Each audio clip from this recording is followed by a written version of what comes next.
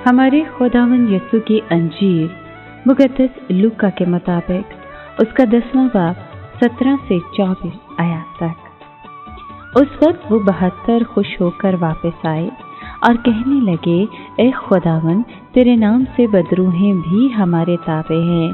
तब यीशु ने उनसे कहा, मैंने शैतान को बिजली की मानद आसमान से गिरते हुए देखा।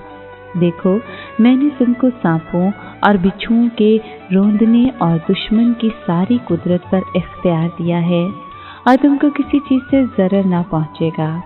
ताहम इससे खुश ना हो कि रूहें तुम्हारे ताबे हैं, बल्कि इससे खुश हो कि तुम्हारे नाम आसमान पर लिखे हुए हैं। उसी घड़ी वो रूह कुदस में मसरूर हुआ और कहा, ए बाप आसमान और ज़मीन के खुदावंद, मैं तेरा शुक्र करता हूँ कि तूने इन बातों को दानाओं और अक्लमंदों से छुपाया और छोटों पर ज़ाहिर किया। हाँ ए बाप, क्योंकि यूं ही तुझे पसंद आया। मेरे बाप से सब कुछ मुझे सौंपा गया है और कोई नहीं जानता कि बेटा कौन है सिवाय बाप के और बाप कौन है सिवाय बेटे के, और उस शख्स के जिस पर बेटा उसे जाहिर करना चाहे।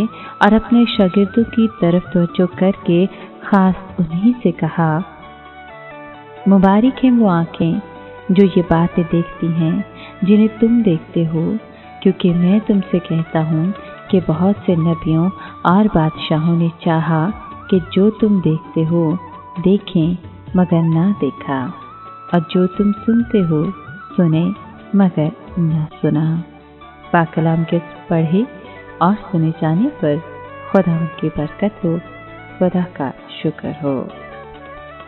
अजीज दोस्तों, आज के कलाम में हमने सुना कि 72 शागिर्द बादशाहत की मनादी के लिए जो यीशु के मामनीन बनते हैं, मनादी करके वापस आते हैं।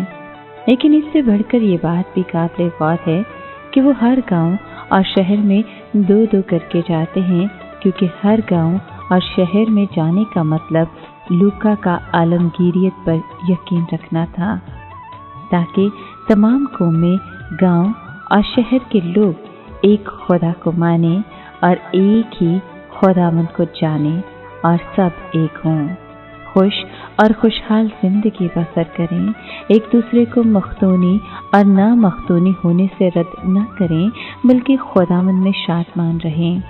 यीशु मुबल्लिगीन के लिए भी हदायत देता है कि वो इत्तेहाद के मिशन में एक होना सीखें।